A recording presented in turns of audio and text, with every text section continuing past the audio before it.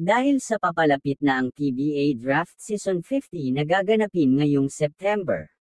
Maraming ang mga kilalang players na nagsabi na interesado sila magpa-draft ngayong 2025.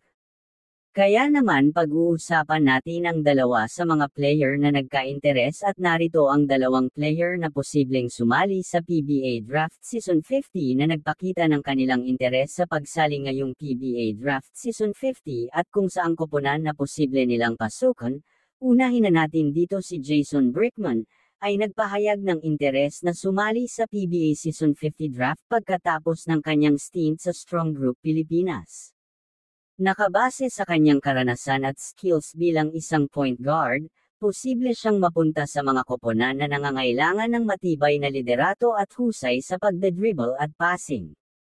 Narito naman ang posibleng koponan na pwede niyang pasukan sa PBA. TNT Tropang 5G, nangangailangan sila ng matibay na point guard para suportahan ang kanilang mga pangunahing manlalaro. Meralco Bolts, maaaring kailanganin nila ng karanasan ni Jason Brickman para palakasin ang kanilang lineup. NLEX Road Warriors, pwede silang makinabang sa liderato at skills ni Jason Brickman sa pagdedribble at passing. Ayon sa mga ulat, si Jason Brickman ay 33 years old na at mayaman sa karanasan sa ibang liga tulad ng T1 League sa Taiwan. Siguradong mapapakinabangan ng mga koponan ang kanyang mga kakayahan.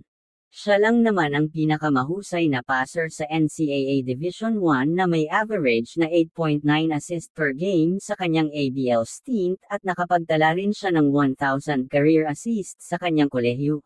Ang kanyang mataas na basketball IQ ay nagbibigay daan sa kanya upang makagawa ng tamang desisyon sa loob ng court. Si Jason Brickman ay mahusay na point guard na may kakayahang magbigay ng malaking contribution sa anumang koponan na kanyang sinalihan.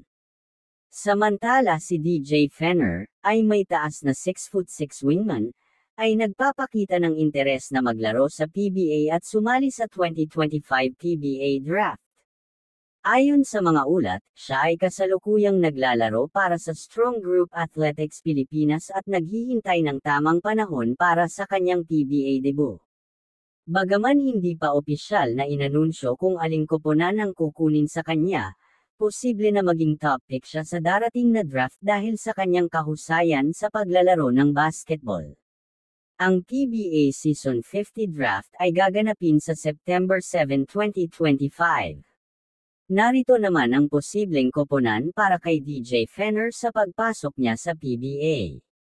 Rain or Shine Elastro Painters, binanggit ni DJ Fenner na siya ay isang tagahanga ng Rain or Shine, kaya posible na siya ay mapunta sa koponang ito.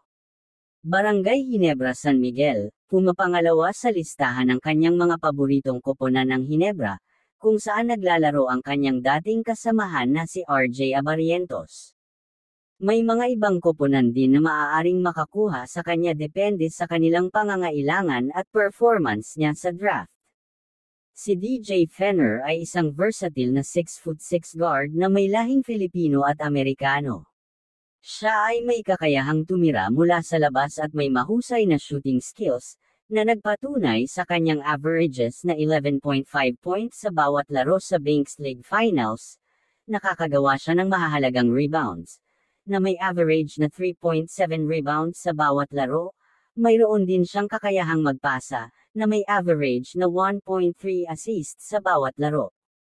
Naglaro siya sa iba't ibang liga sa Europa, kabilang ang Greece, Hungary, Bosnia, Serbia, Portugal, Poland, at Netherlands.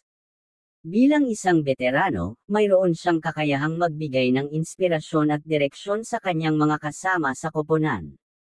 Sa kasalukuyan si DJ Fenner ay naglalaro para sa Strong Group Athletic Pilipinas at nagpapahayag ng kanyang intensyon na maglaro sa PBA at hinahatid ang kanyang Filipino heritage sa larangan ng basketball.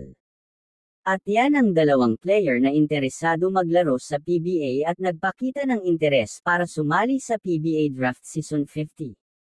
Kung may opinyon kayo about sa ating napag-usapan, komento nyo lang sa ibaba ng video para mapag-usapan natin yan sa susunod na gagawin nating video. At kung umabot ka naman dito, paki-subscribe mo naman ang ating channel para updated ka sa mga bagong upload natin tungkol sa PBA Basketball. Yun lamang po at maraming salamat sa inyo.